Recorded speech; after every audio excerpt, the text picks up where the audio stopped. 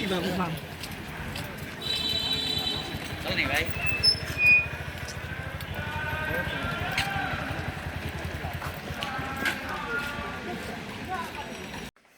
স্বাধীনতা, গণতন্ত্র সবকিছুর জন্য যে সংগ্রাম করেছে সেই সংগ্রামের সাথে সেই স্পিরিট নিয়ে আমরা রাজনীতি করি। শাহজালাল বিজ্ঞান ও প্রযুক্তি বিশ্ববিদ্যালয় আইন অনুযায়ী আমরা যে পেশাজীবী সংগঠন করতে পারি, আমি যেমন আমাদের ইউট্যাব নামে university teachers association of Bangladesh, তার শাহজালাল ইউনিভার্সিটির আমি সেক্রেটারি, এবং 2012 সালে আমাদের সংগঠন ইস্টাবলিশ হয়েছিল।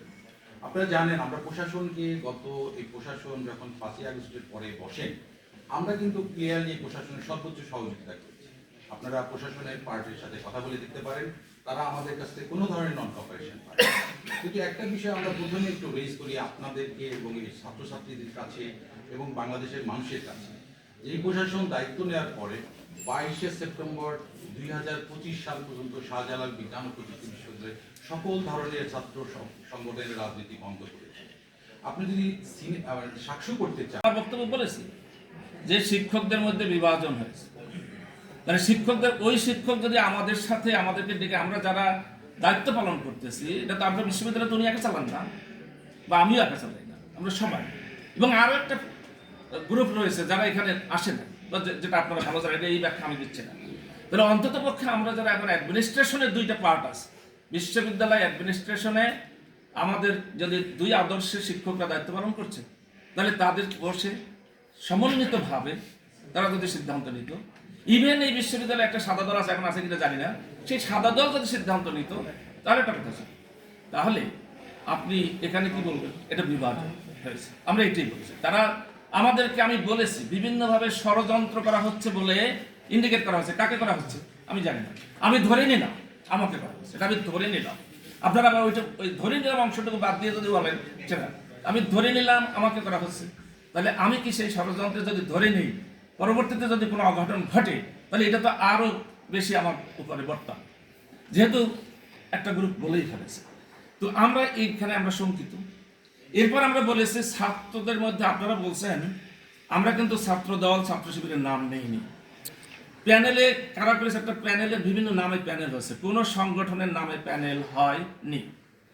যদি আপনারা আপনাদের কথায় যদি আসে যে ছাত্র দলের প্যানেলের ভিপি উনি ছাত্র দলের কেউ নন, এটা উনি নিজে বলেছেন, ছাত্রদল সমর্থিত। এটা আমরা এটা আমাদের বক্তব্য নয়, উনি বলেছেন এটা।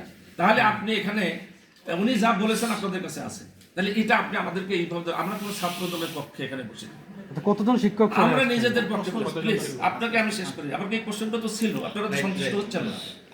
তাহলে এখানে আমার ক্লিয়ার কোশ্চেন আচরণ দেখেছে, যেটা বারবার আমরা ক্যাটাগরিক্যালি বলেছি যে 5 তারিখের চিঠি, তারপরে এই যে ইসির চিঠি নিয়ে উনি ভাইস চ্যান্সেলর মহোদয় একা একা করেছেন, এটা প্রশ্নবিদ্ধ কাজ।